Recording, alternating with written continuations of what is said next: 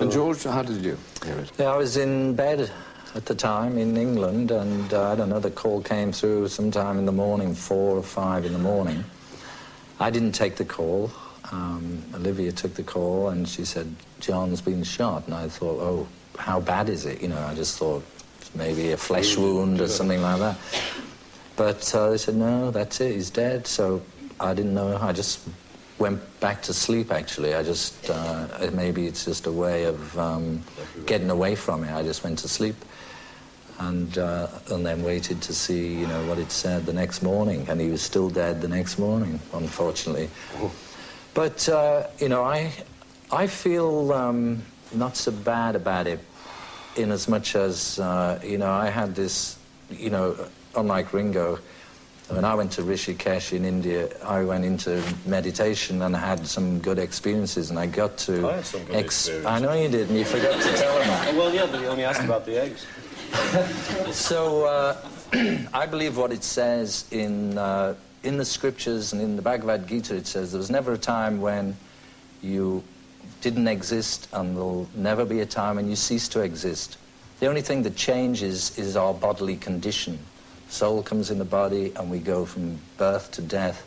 And it's death, how I look at it, is like taking your suit off. You know, the soul is in these 3 bodies, and one body falls off. And I feel like that. I can feel him around here. Oh, and, I've seen him twice. Did he feel that? No, I have. You've seen him? Oh, yeah, I felt one time very strong that I was in a hotel room in L.A., and I was real down and miserable, whatever was going on. He was in the corner saying, what are you doing? I'm being miserable. So, come on, get it together. No, I believe, like George, on that respect, though we just did the jokey bit about the eggs, that we do continue. And I do believe in God. Did he? What mental state was John in at that time? Do you know? Well, I'd never seen him for a couple of years before that, but I had enough experience. Well, we all did. During the 60s, we had, you know, there was people putting stuff in our coffee, which gave us some crazy experiences, and when they stopped doing it, we started putting it in our own coffee for a bit. 2 girls wondering what you put in your coffee over there. And, you know, but... you know, we had a lot of experiences. I know John was, you know, he knew who he was, that he was a soul that happened to be in this body for this period of time. And, you know, I don't think... it's just the method by which you die, you know. I mean, I think it's nicer if you can consciously leave your body at death as opposed to just some lunatic shooting you on the street or having a plane crash, something like that. I think it's unfortunate the way he went out, but... it doesn't really matter. He's okay, and life flows on within you and without you. How are you doing, Johnny? What about you, Michael?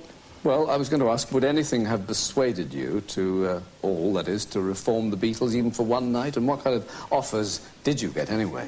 Well, I think the only time we phoned each other up, because everyone kept trying to get us together, but somebody phoned up and they offered us just for one gig, and we only used to do 25 minutes. They offered us 50 million. Dollars, was it? Lira. Could have been in anything. 25 quid each. And I do remember, but George never called anybody. I remember calling everyone else, and them calling me saying, oh, well, what do you think? You know, 25 minutes, buying a new suit. So what stopped you then? We will never get it together. And I mean, we broke up, you know, for all the reasons we know about. I mean, you know, to get together.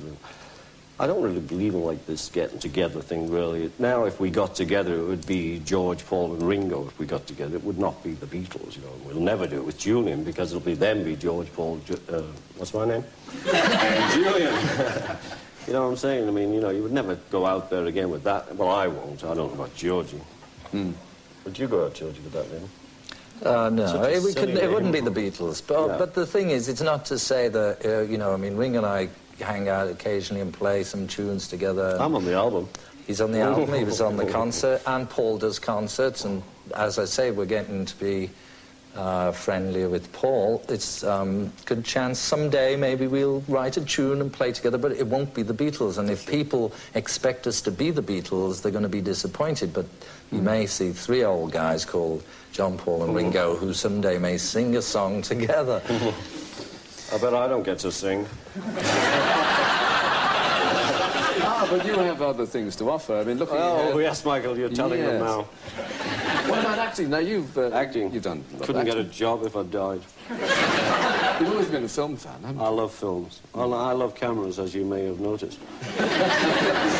You've got a lot of new fans, though, with Thomas the Tank Engine. Oh, I have. It's great. It's great. It was fabulous with Thomas. I never knew it would be so big. In fact, the first time Britt Allcroft, who was the producer of all this, came up, saying, you know, I'd like you to read these stories about this train, which I never had because I was a Beano man.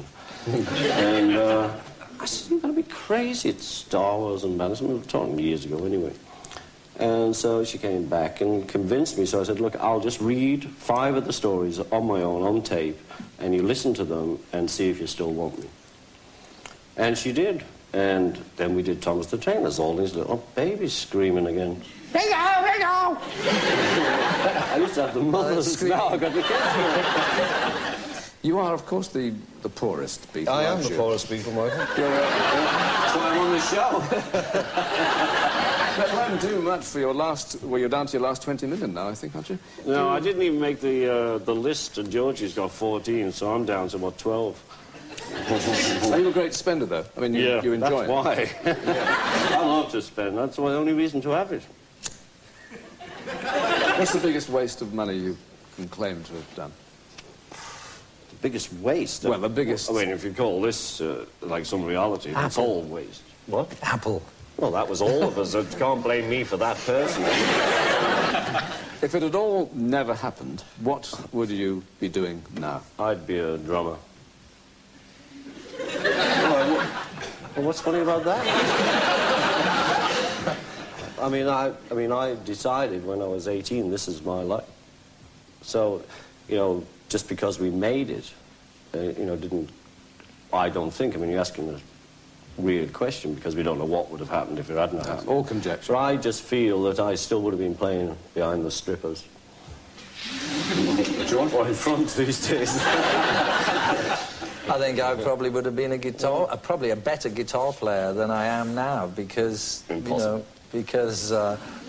you know, the famous bit sort of we ended up just playing the same old stuff for years. But I started playing the guitar when I was about 13, and that's the only thing I really wanted to do. I didn't want to be a Thomas the Tank Engine or... Thanks so much.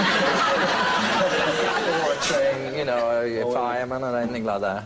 Would you have been happier men? Oh. If it had not occurred? I always feel I was born happy. So happiness... I don't, you know, happy. You know, I'm basically happy. You know, I am happy.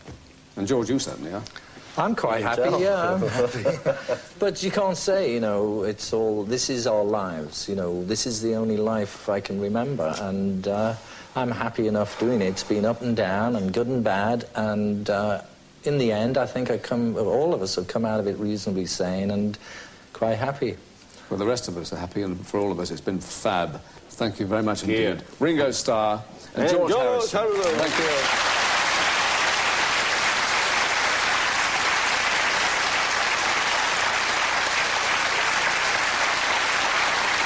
Thanks for your company. See you next week. Good night.